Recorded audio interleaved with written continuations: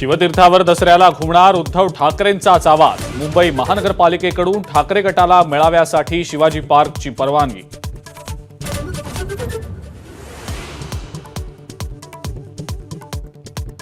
उद्धव ठाकरे गटाकडून नवं गोंधळ गीत प्रसिद्ध।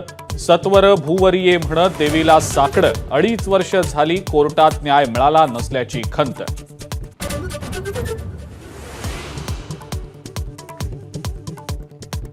महाराष्ट्र विधानसभा निवडणुकांची घोषणा 13 ऑक्टोबर नंतर होण्याची शक्यता। काही नियमांमुळे निवडणूक जाहीर करण्यास उशीर होत असल्याची सूत्रांची माहिती।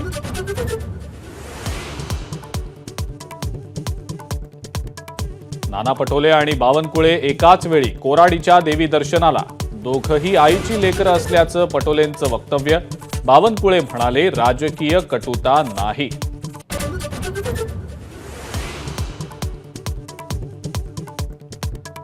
अक्षय शिंदे एन्काउंटरची न्यायालयीन चौकशी लवकर पूर्ण करा। हायकोर्टाचे आदेश। 18 नोव्हेंबरपर्यंत अहवाल सादर करण्याच्या सूचना।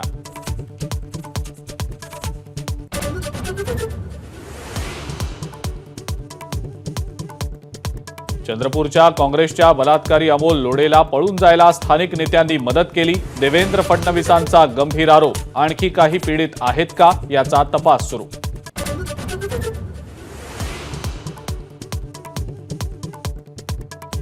संभाजी भिडेंनी पुन्हा तोडले तारे। हिंदू समाज म्हणजे महामूर्ख जमात असल्याची टीका। तर गणेशोत्सव, नवरात्र मिरवणूक आणि करमणूक सुरू असल्याची खंत।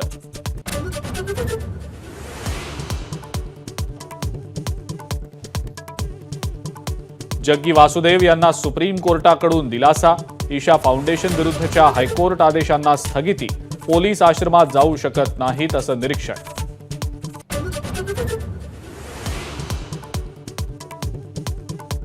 सणासुदीच्या तोंडावर सोन्यानं खाल्ला भाव।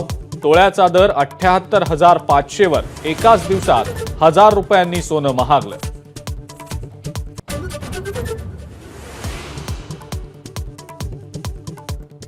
राज्यामध्ये शारदीय नवरात्र सुरू। तुळजाभवानी मंदिरात जिल्हाधिकाऱ्यांच्या हस्ते घटस्थापना।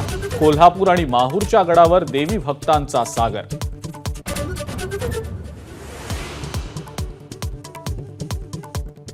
इस्रायलचा दक्षिण लेबनॉनवर पुन्हा हल्ला। हिजबुल्लाहच्या 15 दहशतवाद्यांचा खात्मा। लेबनॉनच्या प्रत्युत्तरात इस्रायलचे 3 रणगाडे उद्ध्वस्त।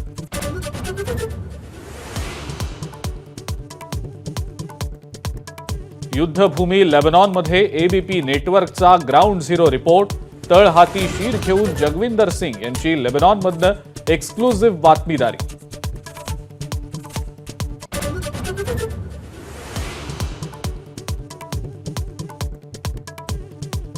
आणि महिलांच्या T20 वर्ल्ड कपला आजपासून सुरुवात। बांगलादेश आणि स्कॉटलंड दरम्यान सलामीची लढत। उद्या भारताची गाठ न्यूझीलंडशी।